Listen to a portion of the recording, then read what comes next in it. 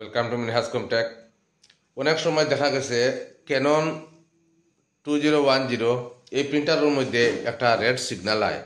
তো সিগন্যালটা আমি দেখাই আর এবং এটার সমাধা কিলা আমি আপনারা দেখাই আর এটা বিশেষ করে হয় যে সময় আপনার ইঙ্কগুলা চেঞ্জ করার পরে এই প্রবলেমটা হয়। তো এটা কীরকম করবা আমি আপনারা দেখাই আর এই দেখুন এটা ক্যাননের। তো এটা ইঙ্ক ফুল আছে কিন্তু এটার মাঝে এরকম একটা সিগন্যালটা আইব আপনার দেখুন তারপরে 6 আইব। এটা হইল গিয়া ক্যানন G2010 প্রিন্টার।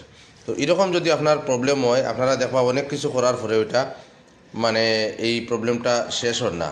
তো এটা প্রবলেমটা সমাধান করার লাগিয়া এটা হইলে গিয়ে আপনার খালি একবার যখন ইঙ্কটা যখন লেভেল লো হয়ে যাইব, লো হওয়ার পরে আপনি যখন নতুন ইঙ্কটা ঢুকাইবা তখন এই প্রবলেম হইব। তখন আপনি করবা কিটা এই যে ব্ল্যাক বটম আছে, ব্ল্যাক বটমের মাঝে আপনি প্রেস করিয়া রাখুন।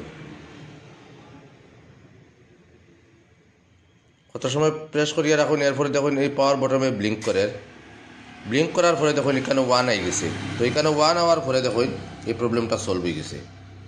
তো এটা হলে খুব সহজে এটা সলভ হয়ে যায়। আপনারা ট্রাই করে দেখবা। এরকম প্রবলেমও আপনারা কোনো মেকানিক্সও যাওয়ার দরকার নাই, এটা অটোমেটিক্যালি সলভ হয়ে যায়।